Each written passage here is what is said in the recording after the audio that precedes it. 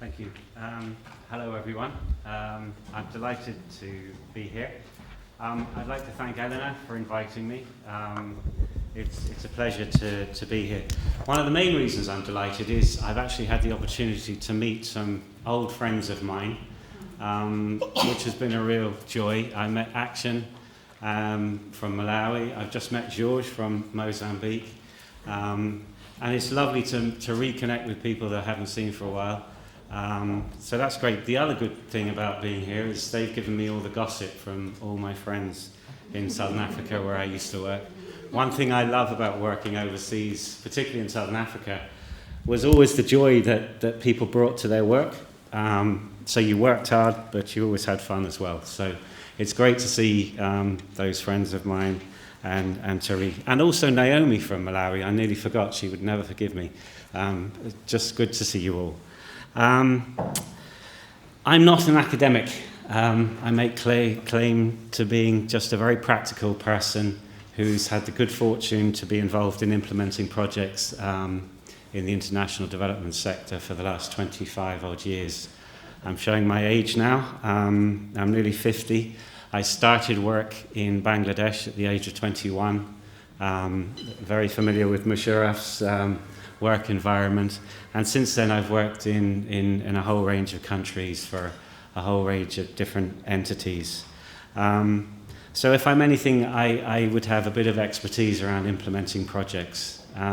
Just to give you two examples of work that I have sort of learned from, and if I have anything to offer you, it would be the experiences of those two pieces of work.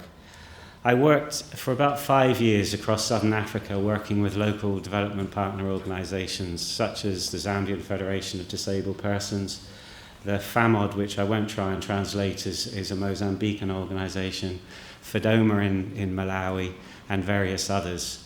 And through that we built a portfolio in the region of around 5 million from zero in the areas of financial inclusion, law and development, inclusive education.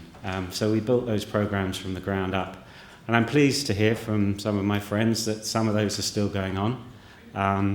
But it was a really hard graft. And I think that's the thing that I learned from this work, that actually getting disability work on the agenda is graft, and it needs hard work.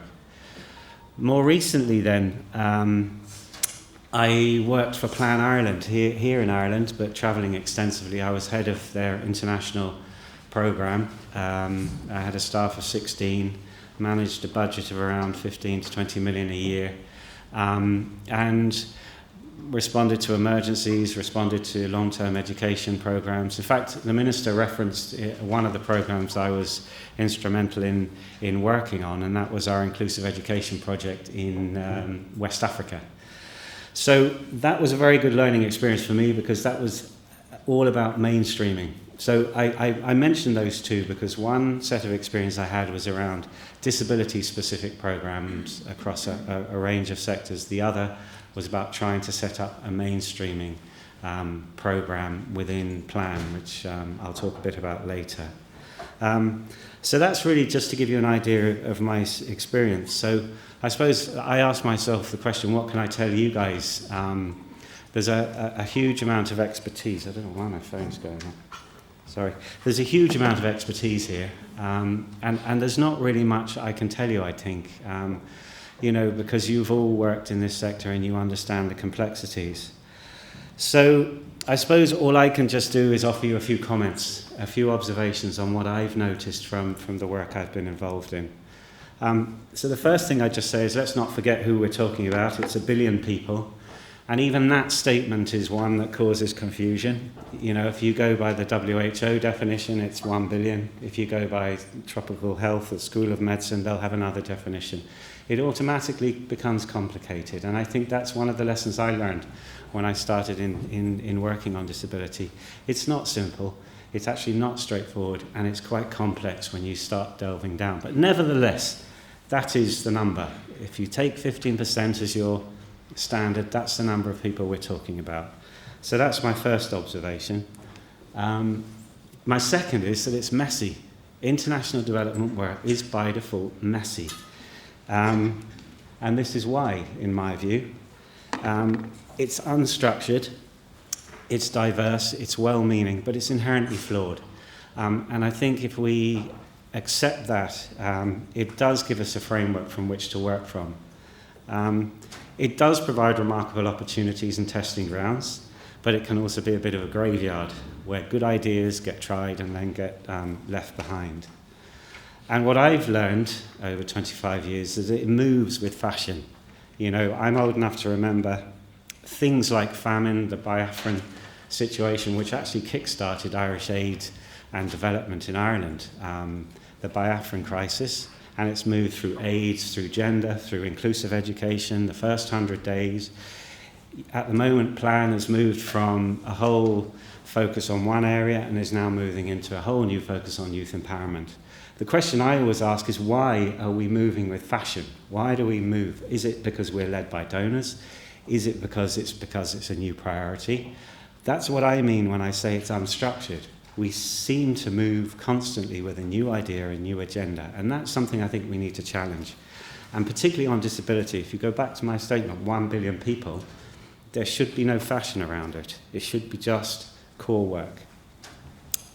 It also works in the sense that it lurches from problem to problem.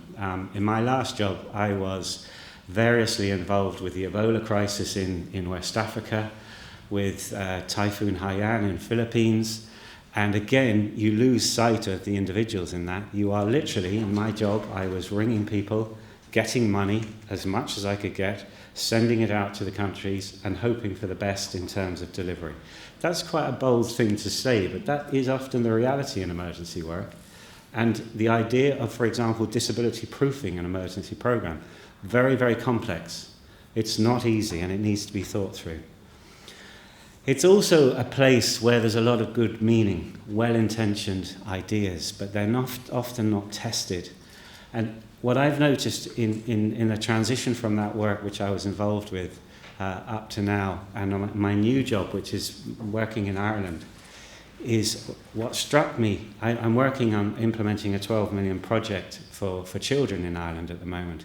And what struck me in the transition was the emphasis on evidence in terms of the programming that we're developing here in Ireland. The absolute requirement that programs have to be evidence-based. Now, if I jump back into when I worked with Plan Ireland, and Plan's a good organisation, don't get me wrong, we did do evaluations, but to a large degree, the donor would say, okay, you can have 5% for evaluations, that's it. Okay, so you get your 5%, you commission someone to do your evaluation for you. It's not going to give you the depth of understanding or learning or knowledge that you need to redesign your program. That, I'm afraid, is the reality. But that's the nature of the game. So it does, struggle to achieve impact, and it struggles, I think, to really act on what really works. And unfortunately as well, it depends on relationships, contacts, and connections. I worked in Zambia with a guy called Wamandila Waluya, who was a blind guy. I worked with him for 5 years. He had an amazing ability to generate money from going into a room and sitting down and saying how it was. He always said, and I know this isn't politically correct, he always said to me, you get a black guy and a white guy in the same room and stand yourself in front of a donor, you'll get money. If you put a blind guy in the mix as well, you're guaranteed to get money. Okay? And I know it's not politically correct, but that's the reality. We raised 5 million between us in that time from zero. He was a guy with integrity. I tried my best to chase after him, but we did bloody well. But it's dependent on connections. It's dependent on that good relationship you have. And I think that's a challenge that all of us have to actually really look at. And this is the most important thing for me. It requires a specific set of skills, and these are really very hard to acquire from the ground up. I'm not going to go into too much detail. What I just wanted to say on that was what I learned was working with local DPOs in Africa. They're expected to enter into a whole intellectual debate around developing good quality programs and proposals. That's a very hard thing to do. It's a very hard thing to do. And I think it's something that we have to look at really, really consciously. Development partners in Africa, where I work, but also in Asia, they struggle. And if you're asking them to fill out a logical framework or a results-based management framework or an outcomes-based project, design your inputs, state your outputs, it's quite complex work. You know, there's a whole sector called implementation science with guys with PhDs and postdocs who are defining all this work. And then you get a call for proposals in Malawi, and they want a logic model, and they want your evaluation framework, and they want your action plan, and it all has to be evidence-based, and you've got 10 days to do it. It's not easy. And then we come along as you know, experts and tell them how to do it. That's very paternalistic, and I think we need to really step back from that and say, well, what do the local NGOs, what do the local DPOs really need? Okay? And what do the donors need to be reassured? Those are the critical points for me. What local organisations need is capacity, and what the donors need is reassurance. And I think that's where the key is in terms of developing good quality programming. Giving local staff local capacity, local ability, and making sure that we, in institutes like this, offer them the reassurance and the transparency. And that's the key. Just going to really run through this, because I think, you know, I was asked to comment on the post-2015. What I'm going to ask you to just keep in your mind as we go through this is, I always approach this when you look at MDGs, SDGs, whatever's sexy at the moment. You just look at this, what is this going to give you in your arguments with donors? This is critical for me. And what's really useful in this is the ones that I've highlighted are the language that can be used in funding applications for the future. Okay, that might seem like a very basic, low-level analysis of the SDGs, but actually that's what it means on a day-to-day basis for organisations overseas. They can take this language, put it into applications, and make those applications work for their clients, for people with disabilities. Okay? So just running through, end poverty in all its forms. Well, we know the majority of disabled people, they are the poor. All right? That's a piece of information that needs to get the donors thinking. Donors don't think in that context. The poor are the poor. We need to say to them, actually disabled people make up the majority of the poor. Healthy lives and promoting well-being. That is prevention of disability. That's prevention, and we need to focus on that. Ensuring inclusive and equitable quality education. I've managed inclusive education programs that have been frankly disastrous because they were badly planned and badly thought out. All right? We need good quality, good evidence of really good quality inclusive education programs. What works? You don't deliver wheelchairs to Western Province in Zambia, which is sand. It doesn't work. But I've seen projects that deliver hundreds of wheelchairs to Mongo in Western Zambia. They don't work. You need projects that are really built from the ground up, and that takes time. But there again, inclusive and equitable quality education, that is key. That is key. And that language needs to go into proposals in the future. Sustained, inclusive and sustainable economic growth. Again, financial inclusion is a really sexy term at the moment, and there's huge, huge work in the microfinance sector. I was heavily involved in projects in Malawi, trying to develop pilot projects which were disability specific in microfinance, and subsequently in plan trying to include disability in large-scale microfinance programs. We had over 10,000 village savings groups in parts of West Africa, and I was trying to say, okay, if 15% of the population are disabled, 15% of those VSLAs need to be disabled. How you do it is your problem, but do it. That's a very, very hard thing to do when it translates. But again, it's the language that we need to bring into the future. Reduce inequality within. That's critical. That is all about people with disabilities and the inequalities they experience on an everyday basis.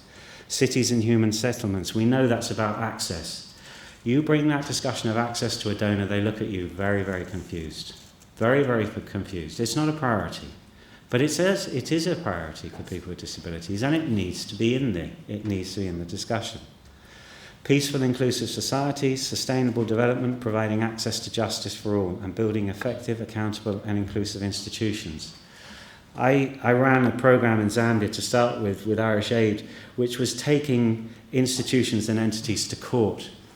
And there's a guy actually, he came through here, Lukanda Kalaluka, he's now the Attorney General.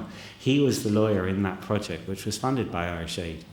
And he stood before a judge and tried to explain why, you know, having a banker's card that you put in an ATM was impossible for a blind person because it didn't have a braille sensitive keyboard. And he won the case. You think, fair play, quick wins, you know.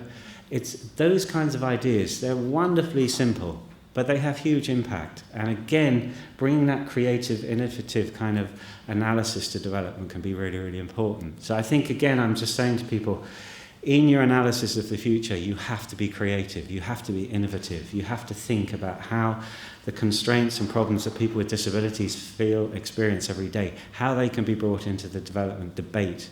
And things like access are critical, they're absolutely critical. Things like inclusion financially are critical, and we overlook them often in our analysis. Just a couple of comments. This 1 Million Voices and delivering the post, this is all the big consultation that happened. And I suppose all I just want to highlight is that these are things that everyone knows, you know it. People want to be part of delivering this agenda because they know the MDGs, part of the failures around some of those were because they were prescribed and there wasn't much accountability. All right, so we want to see accountability in the future, and I think that's very valuable. And there was a stress on the importance of participation and inclusion. And, you know, we know there's this whole thing about nothing without us, nothing about us without us, do no harm. Those are critical statements, but we don't want them to be just fashion terms that disappear, okay? When will the new goals come into force? Well, this is where it is, January 2016, that's the deadline.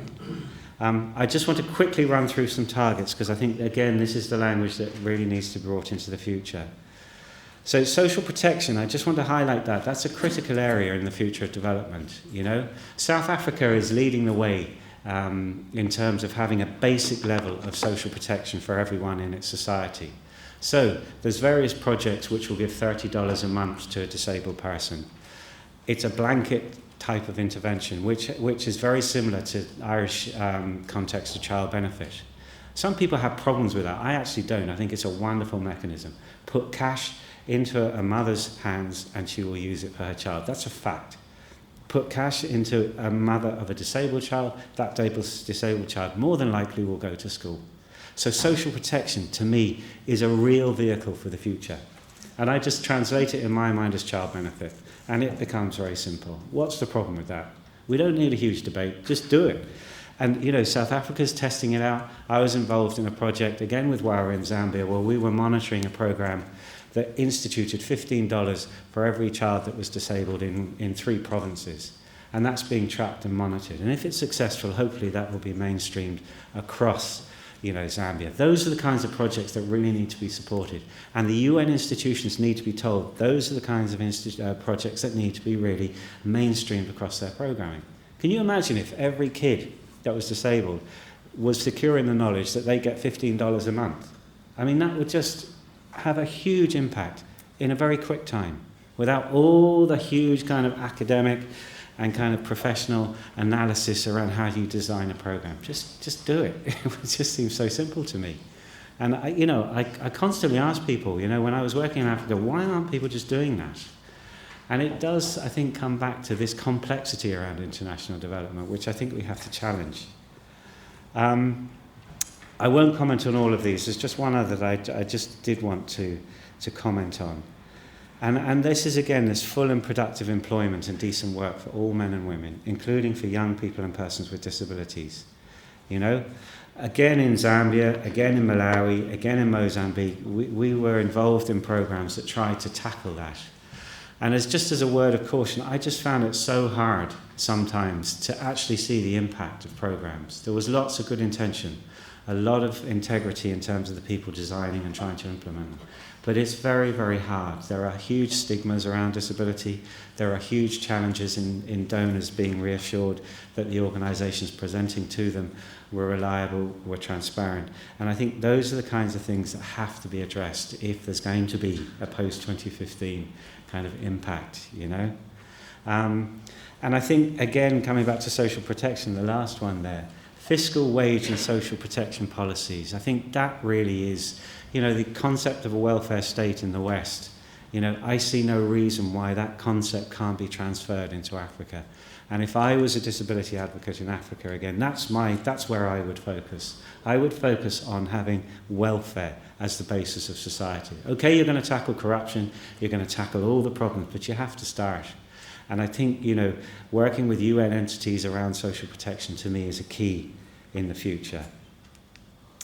I could keep going. I mean, all of these, but what I'm just trying to highlight is there's a huge amount of language in here that has huge potential impact in terms of the way we design our programs and the way we influence our donors. So I would encourage you, when you write applications, lift this language out. Lift it all out, because this is your way in the future to fund your programs. And I think the better you know these targets, these 169 targets, the better chances there will be that disability will be prioritised. Okay, we're not referenced directly, in the goals, but I'm much more interested in the detail, and the devil is there. There's enough language there to convince people. There's enough language there to actually lever funding, and it really, really needs to happen. So, I'm sure you've heard this, leave no one behind, many, many times this week.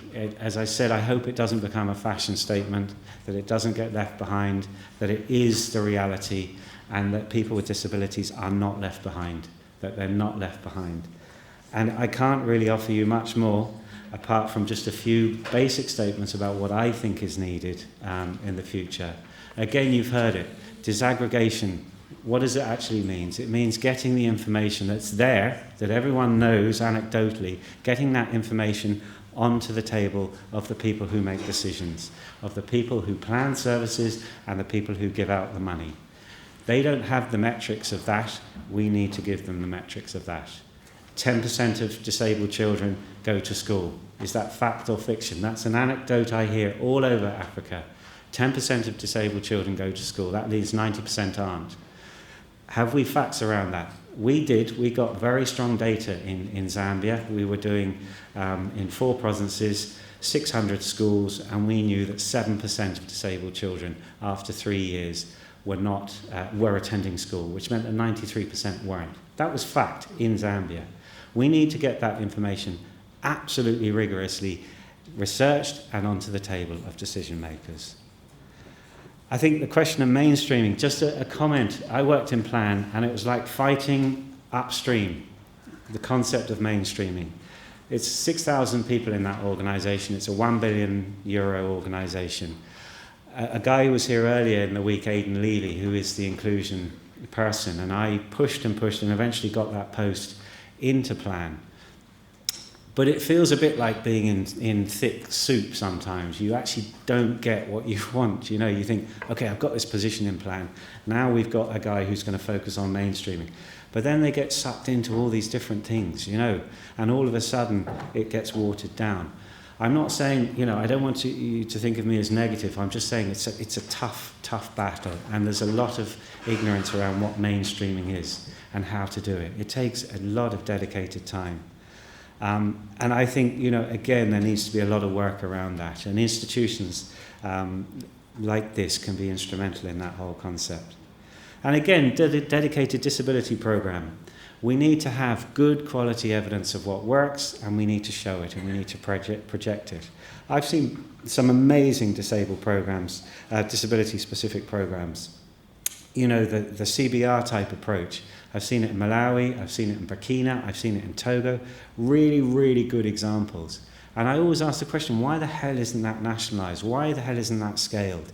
Why the hell isn't that prioritised and taken into a much larger framework? And we need to do that.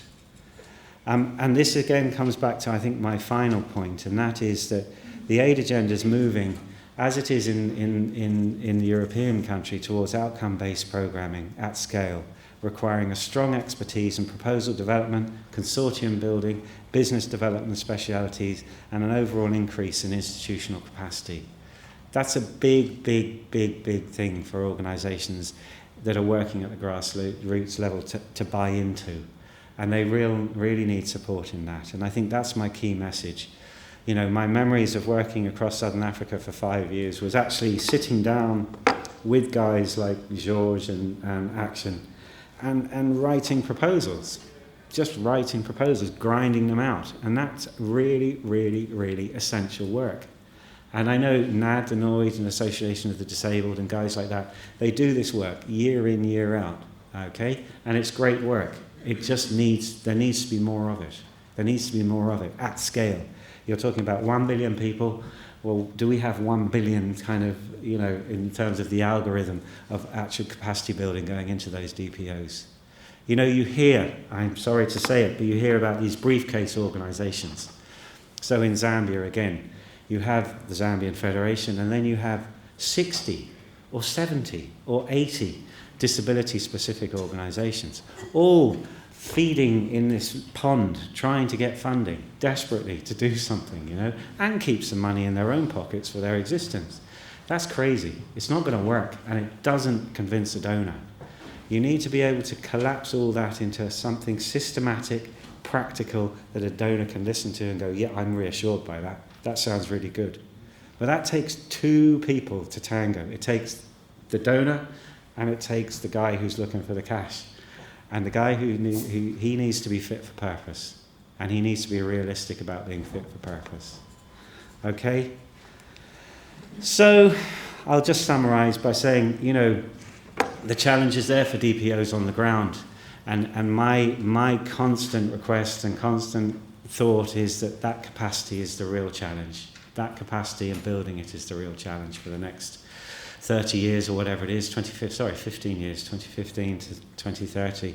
I might be long gone by then, but if I thought that in each country in Africa there was a very strong national disability organisation that was transparent, that had capacity, that was able to design good quality programs that were evidence-based and that could go to a donor and say, look, you sit down there now and you listen to me, and you listen to me very, very closely, because this is how it is. If you could achieve that, you will have something really, really good. So however we do it, I don't know, but those are my few comments, and I'd just like to thank you for your time and wish you well for the rest of the conference.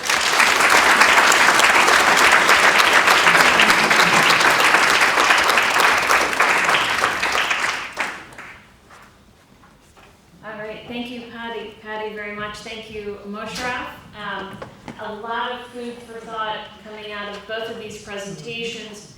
And I think one common theme is that DPOs have a challenge in front of them to engage, to do their homework, to utilize the SDGs in a smart way. And those who support DPOs, whether they're research institutes, whether they are big international organizations, small international organizations, universities, also have a role and a responsibility to really support the work of DPOs in a way that makes sense, and frankly to move beyond the include DPOs. That's not going to do it. That is not enough. Okay, it becomes something that's very trite, and that's not what we're working for. It is actually working to help equip DPOs to have the technical and institutional capacity that they need to engage effectively in development work at the local level, instead of simply, lining the pockets of the big organizations, that are sitting and doing their planning around the table in Washington, D.C. or in London or wherever, and have absolutely no idea what's really going on the ground or what the needs are. So a lot of work to be done, and I'm sure a lot of thoughts have been provoked out of both of these presentations. So I'd like to open it up for questions, comments, please. We have a roving microphone. Okay, we'll start on this side, please. Thank you very much for the presentations, and particularly thank you very much, Paddy, for your presentation. I'm Nandilani Banda, and I'm coming from Zambia, where we're trying to set up a legal aid clinic with respect to disability rights. So I take a lot of lessons from your presentation, so thank you very much for that. I would just like to comment on one or two things. Oh, and I know all the people that you met in Zambia, and they're doing very well. Send them their regards. Yeah.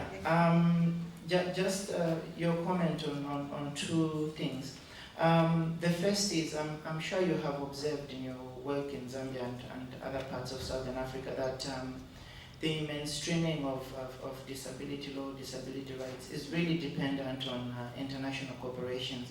That is, it's really donor-funded agenda, and the government has not really, in a sense, prioritized it. I just wanted your comment on that and what you think the government should do in terms of responding to the CPRD and also just trying to enforce, because you get a situation where the government doesn't do anything about it. The second comment I would like to get from you is, how do you, what would your assessment be with regard to government's capacity to respond to the needs of people with disabilities? Do you think there is enough technical understanding on government officials, especially line ministries, in terms of what are the needs of people with disabilities and what needs to be done to respond to those needs? Thank you very much.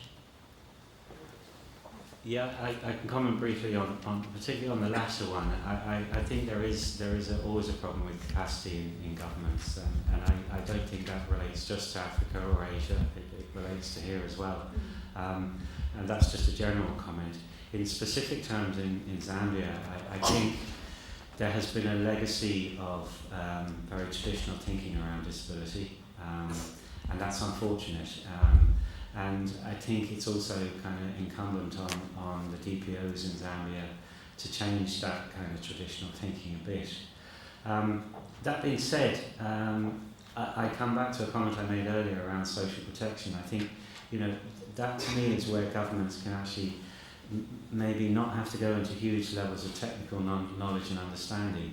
They can actually just look at it in the concepts of having a general welfare approach to society. That's a big issue in terms of behaviour change in some countries in Africa, certainly, but it doesn't require a huge amount of technical kind of understanding. So that would be always my approach. The other comment I'd have is that I think the role of the UN can be really, really helpful in terms of moving governments' ideas along. They have authority. One, they have money. Two, but they also have high-level engagement at ministry level. And so the interaction with the UN, I know people come and go in the UN, and all of a sudden this guy's gone to somewhere else and been promoted and so on. And that's always a problem. But if you can get into meaningful discussions with the UN, who then interact with the ministries, that can help. Yeah, I don't know if that helps. In regard to your first question, I mean, I think in terms of the work you're involved in with the legal work, I think that's the one that has huge potential for creating massive change quickly. And I saw a couple of court cases in Zambia that had massive change. But I mean, again, I'd say, Zambia's moving up, it's moving into middle income status, that brings with it its own challenges. And, the issue of disability is perhaps, something that can be addressed now, because there is a bit more sort of base level equality. That being said, I know there's massive differences between urban and rural and so on. But I think it's Zambia would be, George and Action may well agree with me. At the time I was working there, they would have had a very, very progressive disability movement. I don't know where it is now in the last year or two, but guys like you hopefully will be fighting the fair fight. Good question. Nice. Down here. Oh, there and then down here. Okay. Oh, sorry. And hi, thank you very much for your presentation. I work for an advocacy organization, international organization, but I'm based in Mexico. And we basically advocate for the rights of persons with disabilities to be integrated in the community. And for that, institutions need to be closed and services need to be created. After over 20 years of working in Mexico and 5 having a regional office there, we've closed the first institution. It's a small institution of 37 people, and sadly 32 have been relocated in other institutions, less abusive than the previous one that was closed, but they are still segregated. But there are 5 women that we managed to keep in the community. It's been a real struggle to keep them there. And we as an advocacy organization are not providing services, but we are working very closely with an organization that without any expertise has agreed to pilot something on the go as community services to keep these women in the community. And we're also working really strongly with the government so that it provides the resources it needs to keep the women in the community. And the idea is to make this work with these 5 women, the other 32 get them out as well.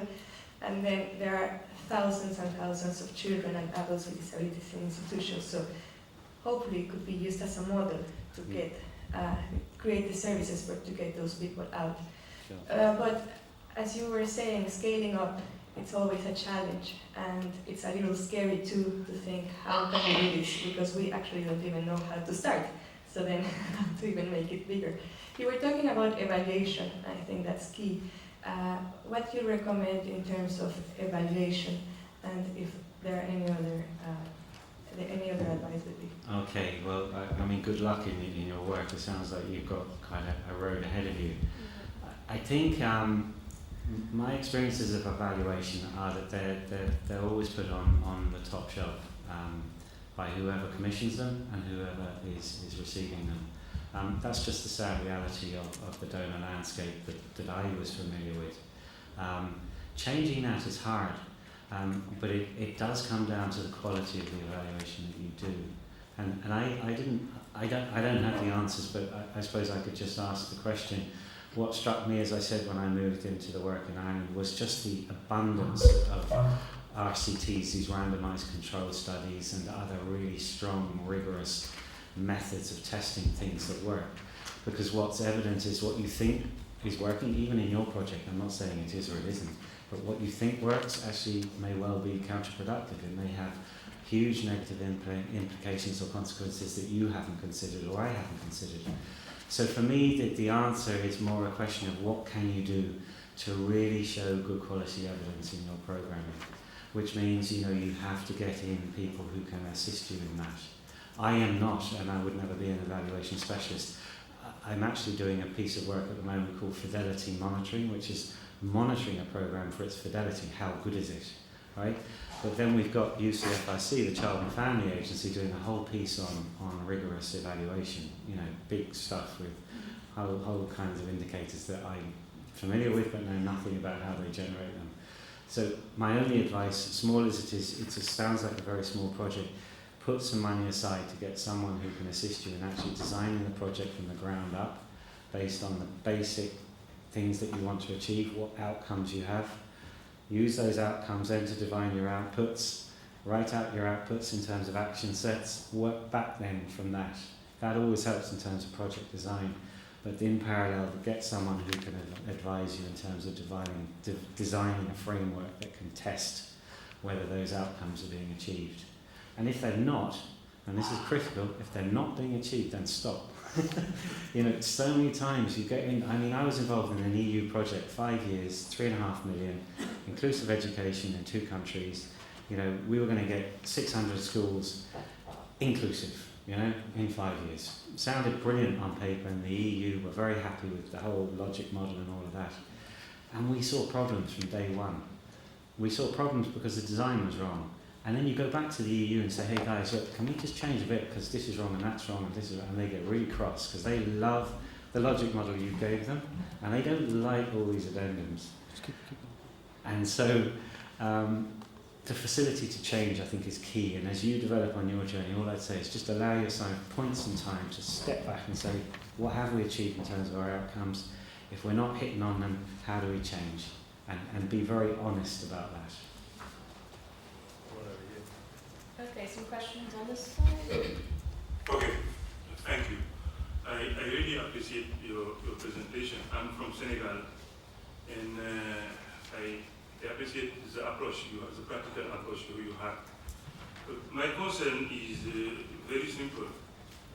I'm an academic, and we're working a lot with the grassroots organization.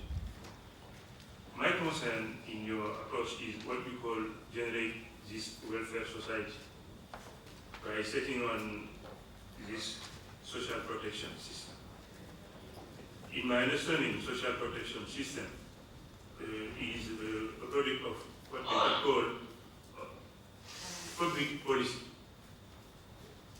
How can we imagine building a social protection system when all finance are based on international donors? All finance for this social protection are based on international donors. In my understanding, building such kind of system of social protection should come from a system of local taxation. If in Africa, because in Africa, either in Mozambique, Malawi, the situation is the same. If we have a good taxation system which can feed this social protection system, I don't think that can work. Thank you. Yeah, I'm really pleased actually that you raised that, because that is absolutely critical. You know, I mentioned child benefit because that is a government programme. It's delivered by government in Ireland for every kid in Ireland, and therefore it's robust and it's sustainable. If you go back to what I said in the South African context, in the Zimbabwe context, and in the Zambian context, yeah, the funding does come from international development. You're right. However, it's channeled through government. All right. So the recipient gets it from a government health person. Okay, not from me and my white Land Cruiser or someone else. The person receives the funding from the government health officer in the health centre or similar. Now, you can argue with me, and I go with you on that, whether, you know, the ownership of that is true, whether the government really buys into that, and whether if they hadn't got the big lump of money from whoever, whether they would have done it. But you know, I mean, I've been in Senegal many times, and I've sat with planned staff, and we've discussed this. You know, the fact is, you know, you take Malawi, I mean, a large portion of their budget is provided by donors. That's the reality. The fact is also that the donor sits in the room with the ministries and says, okay, this is your money, how are you going to use it? And there's a to and fro and an exchange. And, you know, ultimately a decision is taken about how that money is used. All right? I would be far happier to think that a donor would go in and say, okay, 1% of your budget needs to be on social protection in the future. And in the meantime, we'll give you that money so that you can institute it and test it and evaluate it. I'm not saying I disagree with you, I'm just saying I think there's a very interesting debate around that. But I agree fundamentally the ownership has to be with the government. That's the only way it will be robust and sustainable.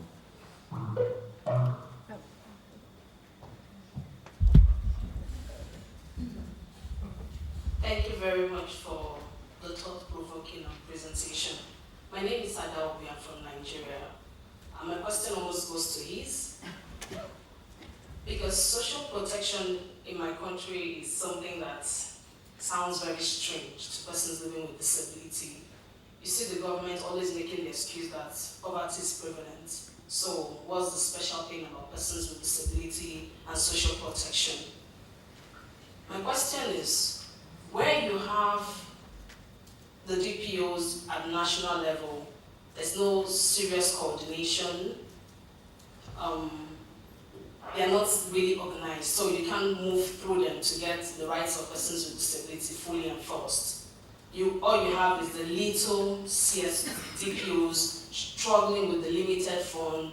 Most time they are donor driven because the only funds they get is from the donors. From somebody who has been in Africa, what do you think is the way around it?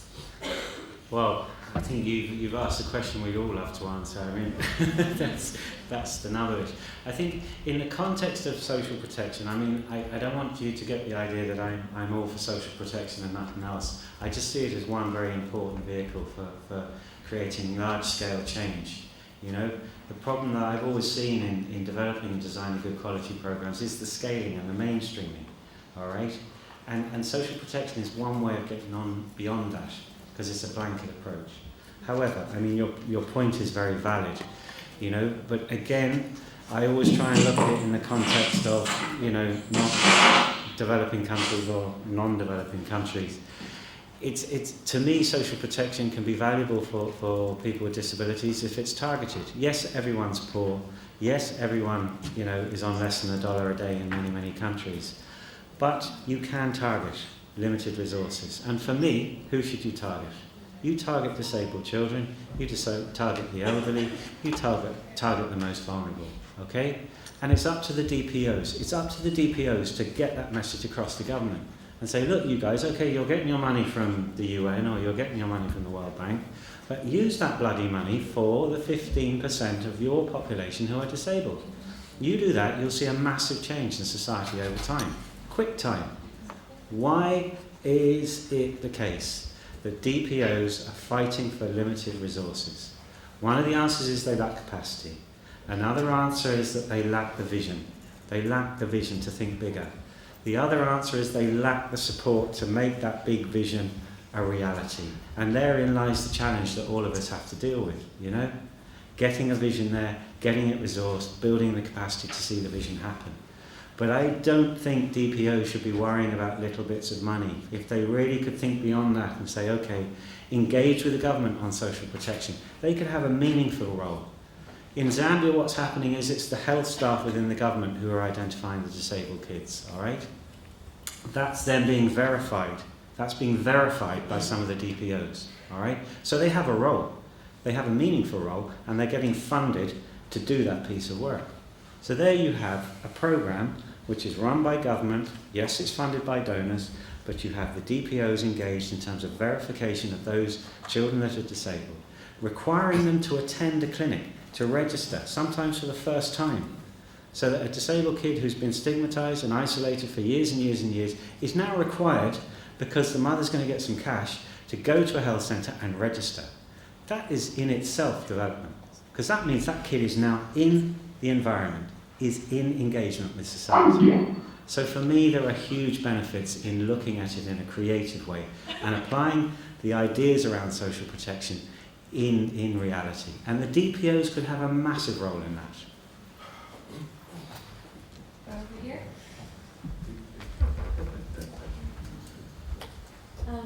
I'm Rosa from Namibia. I think we follow more the South African approach. We have a social, I'm not sure what the word is.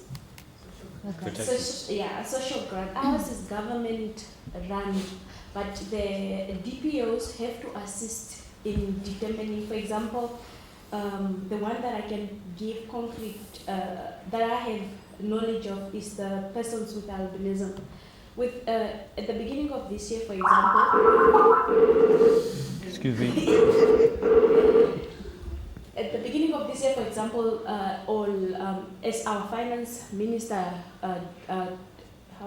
divided the budget among the different ministries, they increased the pension or the social grant for our persons, our elderly persons.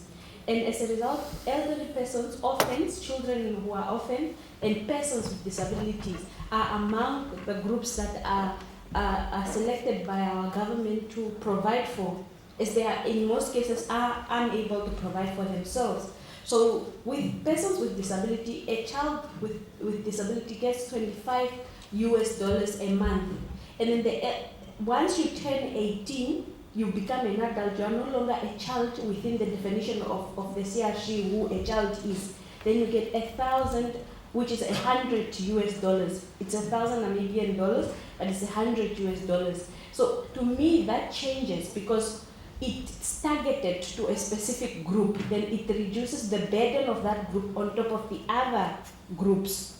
And secondly, a parent with a child with disability, you are giving her a little that you can. That fine, you are a teacher, you have this amount, or you are selling on the side of the road, but at least you have an additional money to assist you to care for this child. Because it's not always that the change that we institute in law, in services will reach those people. Because if you live in the village and you have to walk 10 kilometers or 25 kilometers to go to the nearest hospital, that $25 come into play to help you with transport. It's not a lot, but it's at least a step in the right direction. No, I think that's if I wanted someone to advocate for social protection, I'd just ask you next time. Now I'm kind of going to raise some kind of issues with the implementation. I just got back from South Africa where I was doing my dissertation research, and although a lot of people praise the social protection grants, there have been some criticisms I've heard from DPOs about certain things and around kind of how do you complement that social protection with also providing options for community-based services in places where those might not exist, and in places where cultural attitudes towards disability still might be very prevalent. So if you're in a high poverty area in a rural village, say, and you're a parent and you have 5 children and one of them has a disability, and you're getting a grant, and that grant isn't necessarily tied to rehabilitation services or doesn't guarantee you rehabilitation services, that if you have a limited pool of money, that money is probably going to go towards feeding all of the children. And that money might not end up having enough left over for you to go and follow up for the rehabilitation visit for the clinic, or if it's not being kind of followed up with other types of either inclusive education services, although you have money, it's not necessarily going towards empowering the child and helping the child grow up into being a person that can realize a lot of the other kind of goals. So I'm wondering if you have any kind of ideas on how that type of social protection can be complemented by creating systems of community-based rehabilitation, or ways in which that type of social protection aid can be targeted, that way it's kind of achieving the maximum benefit. So I think it's a good question, and I remember when I was negotiating with UNICEF in Zambia on this. There's a lot of research done on conditionality and whether it works. Some programs will say, okay, we'll give you your $25, but you send the kid to school. And the evidence is actually quite mixed in terms of whether that really works. Again, I'm not a researcher, so forgive me. I work on anecdotes and just what feels right.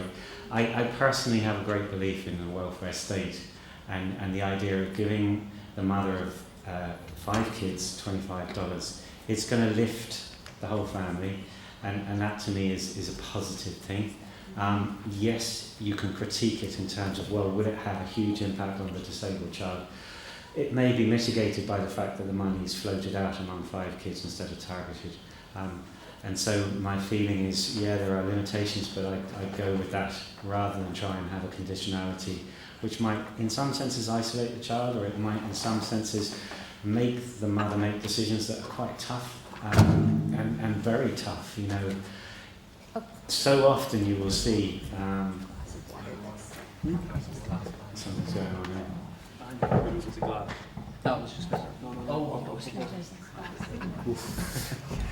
No, I was just going to say, so often you see that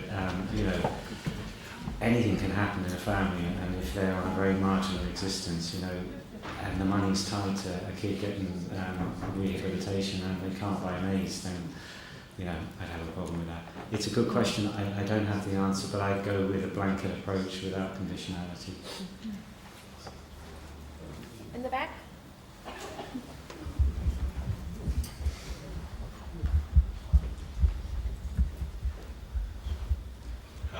Thank you, Patty, for the presentation and your reference to Malawi, having worked with you. My question, as you have said, you're not a researcher, but my question is, how do you gauge, we're talking about the capacity of DPOs, but how do you gauge the contribution that researchers have made to the building capacity of the DPOs? We're looking at both, how much money is spent on research, how much time is spent on research. Do you think all this research that's been done is contributing to the capacity of building the DPOs? I genuinely, actually, I don't know. I think, you know, when I reflect back on the times I was in Malawi, so much of the time it was spent trying to open doors for Fedoma, you know, and open doors in terms of, you know, getting a donor to listen or to believe or trust in what Fedoma was trying to say. And that's very sad, you know, that it takes a white guy from Ireland to come out to Malawi, drag you or Musa or whoever it was into a room with a donor and say, look, listen to these guys, they're sound, you know. And that is sad, but that's the reality often. And you know, I often think of it in the context of, you know, bottom feeders and top feeders. You know, and unfortunately DPOs are bottom feeders. They have to rely on feeding up, and we have to come up with a way of getting capacity to get them feeding down, all right? Getting that to a higher level in terms of engagement. And so I do think there's a really meaningful role with research. I think there's a really meaningful role for implementation science, and for those two disciplines to assist the DPOs in articulating much more forcefully. But I know how hard it is. I know how hard it is. I mean, I can remember having multiple discussions with particular donors in Malawi and just knowing they weren't going to be convinced, just knowing. Because their priorities are different, their interests are different. That's the way it is. You can't change that. But I do think, you know, the idea of students like George coming here, getting a master's, going back and hopefully changing, you know, within an organisation, that's a really powerful thing. The hope is that they go back to where they came from so that they can change from within. But, you know, you could go on to huge discussions around, you know, how difficult it is for a DPO. I mean, I would love it if there was a fund, all right? If I was to have my post-2015 kind of fund, what I would have is it would be in Africa, in Asia, not somewhere here, and it would be targeted to assisting grassroots DPOs in articulating their plans, but then, critically, giving them an access to someone who makes the decisions.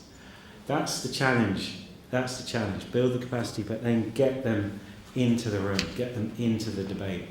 Because those decisions, they're always taken in what we'll say unstructured environments where the full rigour of decision making isn't actually applied. Thank you. Thank you. I think we have come to our breaking point, coffee break.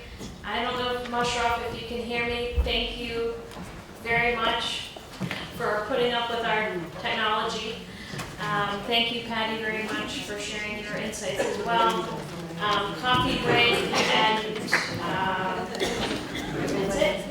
And then returning back for the final panel.